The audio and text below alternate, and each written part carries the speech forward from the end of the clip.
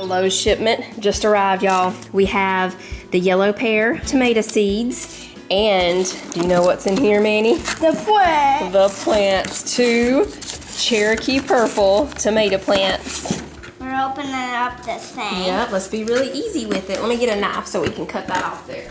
Okay. What about you chop it up here? Oh, do the karate chop? We don't want to do that to the plants. We might smush them. Yeah. The boys do a karate chop when they get a package and bust it open. I've been wondering how they ship these so they don't get smushed. Let's see. Oh, well, there's a package. Yeah. Oh, okay. They're in like a little, are they together or, let's see. That's how they do it. There's a full covering for them, a full plastic covering. They look good. I was a little worried about how they would look. Here's the tag for them, Cherokee purple. And we gotta get our yellow pear ones planted. The fencing is here too. It wasn't supposed to be here until tomorrow, but it got here early, so we can finish putting our fencing up out there too. So throw this soil away. Yo. I close this back up. Okay, good.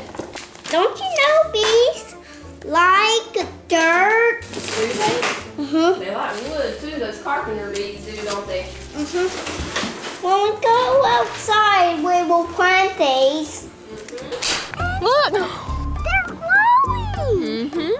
Is that my plant too, right there? That's yours too. Oh. Titus is gonna be happy. He has okra coming up there and there. I don't see anything happening in those 2 yet. Something's about to be happening here, looks like. And there, oh, there's some. Beans coming up here. What is happening right here? Titus planted some seeds here, but there's little pieces of stuff I see. Bless you. I see something coming up right there. This rock was in the way, and this, whatever this is, that's butternut squash. This one, that, and that are Connecticut field pumpkins, and that's Casper pumpkin. I don't see anything happening with the pumpkins yet, but I don't know why he didn't notice this, where he planted that squash. I don't know what that is. That is weird. Tomato plants are looking good.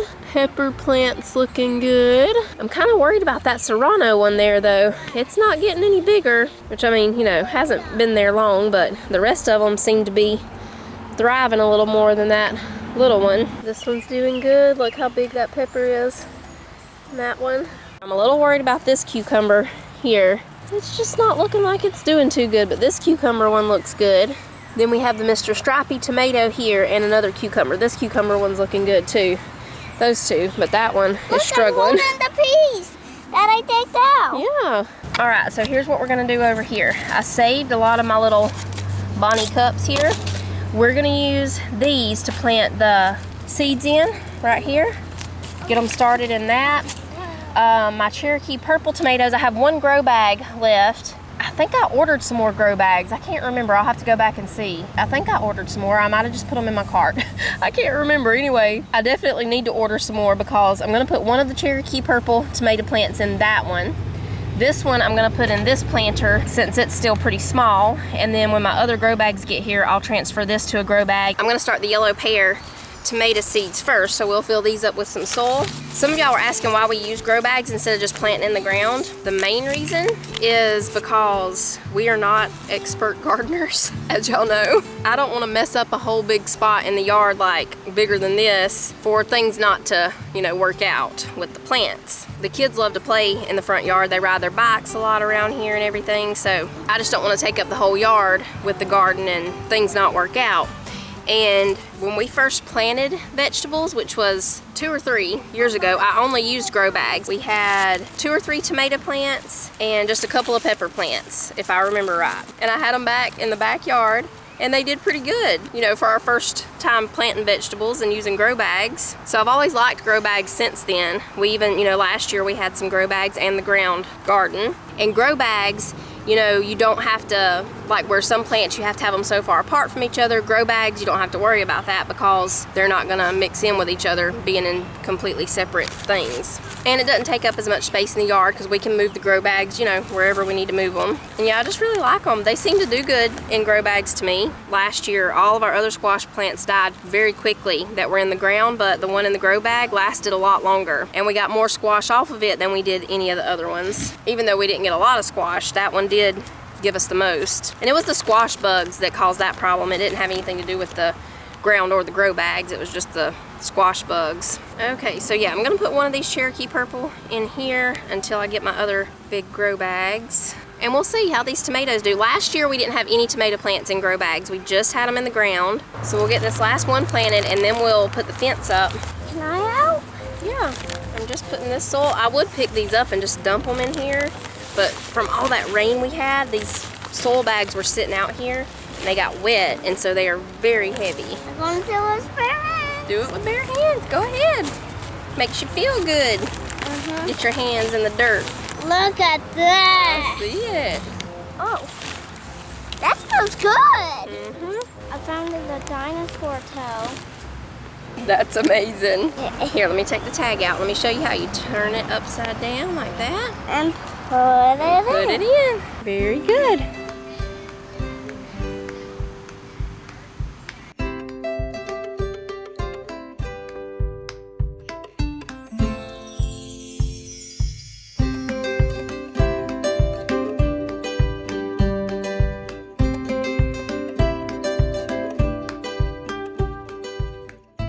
Alright, time to make supper. Tonight, we're having cattle drive casserole.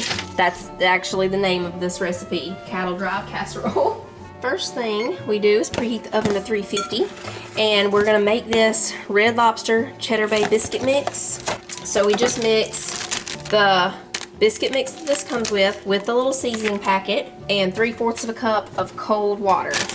Y'all, I'm gonna have to chain my scissors to my kitchen somehow, because once again somebody needed scissors and they misplaced them. I love these Cheddar-Bay biscuits. We do a homemade version of them too. The best ones I've ever had, which I don't know if she calls them Cheddar-Bay.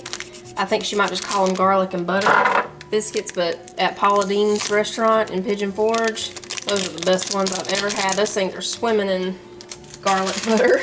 All right, now 3/4 of a cup of cold water. Okay, I'm gonna spray a 9x13 casserole dish. And we're gonna spread this into the bottom. When the oven finishes preheating, this is gonna bake just for about 10 to 15 minutes while we cook the ground beef and all. Oh, that smells so good.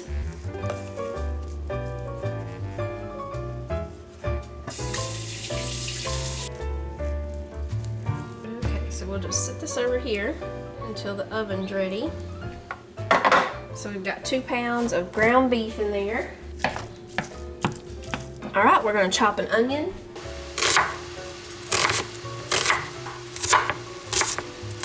Oh, the oven's ready. I didn't even hear it beep. Did y'all hear it beep?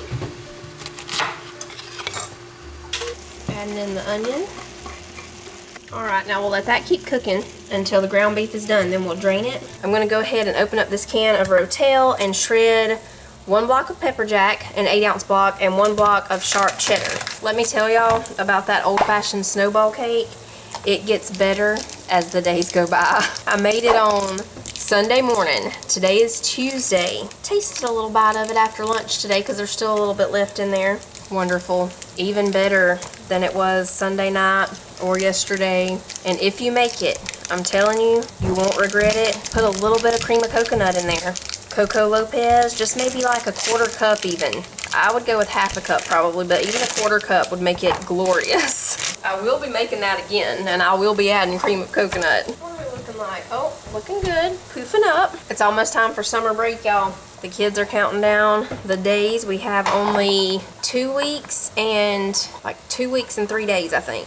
I'm making a mess over here. I'll wash all that up when I get done. I'm draining the Ro-Tel just a little bit. Doesn't have to be all of it, just most of it. Okay, I'm gonna drain this ground beef. Oh, I smell that biscuit, Cheddar-Bay biscuit cooking in there. I'm gonna add 1 packet of taco seasoning and just about 1/8 of a cup of water. And the Ro-Tel. Okay, I'm gonna go ahead and turn off the heat. In this bowl, we're gonna mix 3/4 of a cup of mayonnaise, 3/4 of a cup of sour cream, a little bit of salt, a little bit of pepper, half of the pepper jack that we shredded, and half of the sharp cheddar. We'll get all this mixed together and we're ready to start layering the casserole.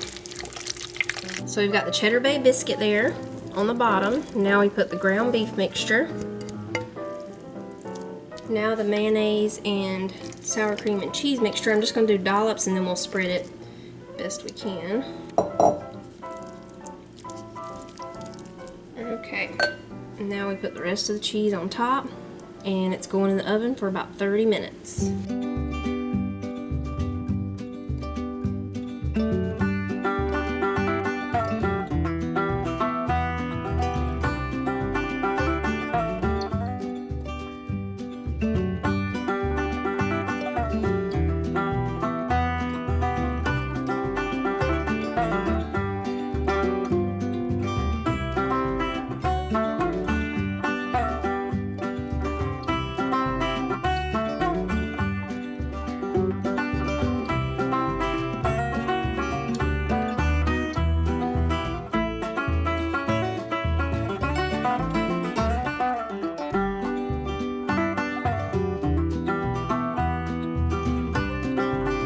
This is great, y'all. The biscuit, the Cheddar-Bay Biscuit on the bottom, it just takes it to the next level. It's wonderful. This one's definitely a keeper.